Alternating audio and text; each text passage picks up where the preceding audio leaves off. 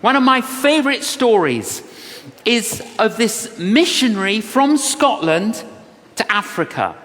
And after a long time in Africa, he returned to his sending church in Scotland to report on the work and the ministry and to call more laborers to go to Africa. He arrives at the church, it's winter, it's cold, it's raining, not many people come. And he's a little bit disappointed.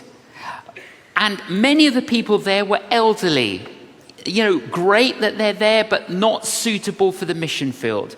But he still felt that he should give the same message. And he gives the message, the needs in Africa, we need more laborers. He ends the talk. This is how he ends the talk.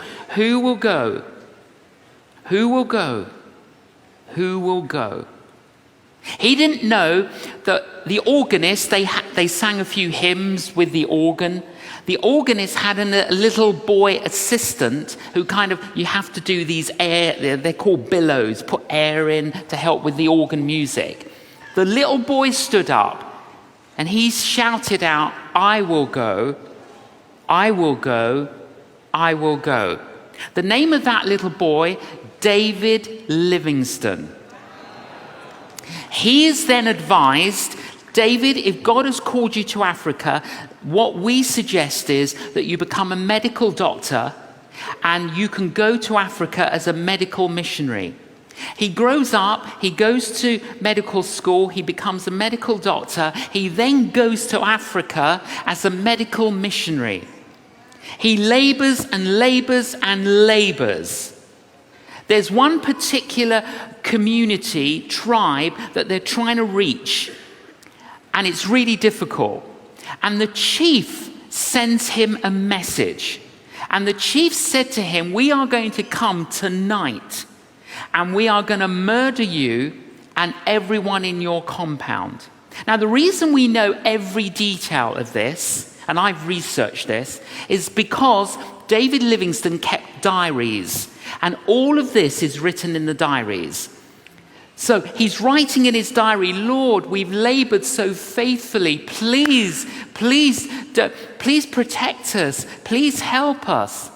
And there's a little bit of fear in what he wrote on that day. Concerned that their ministry will be obliterated and everyone will die. But they didn't come and kill them. Anyway, a couple of years later, they eventually introduced the chief of the tribe to Jesus, and the entire community converts and follows Jesus. David Livingstone said, no, the story gets better.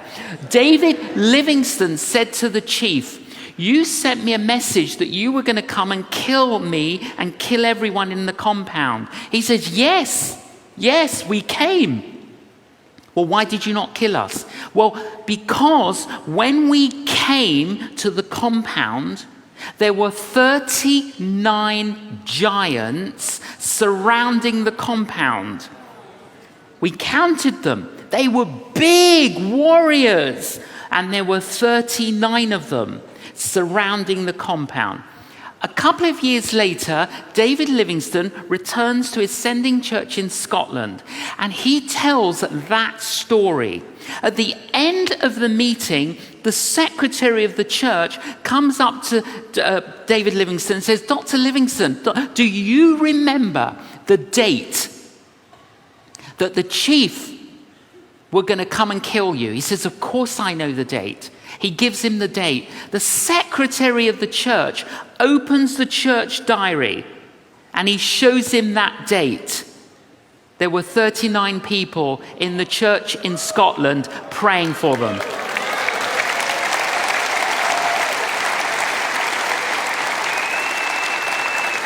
"39 people praying in a church in Scotland, and there were 39 warriors surrounding the compound.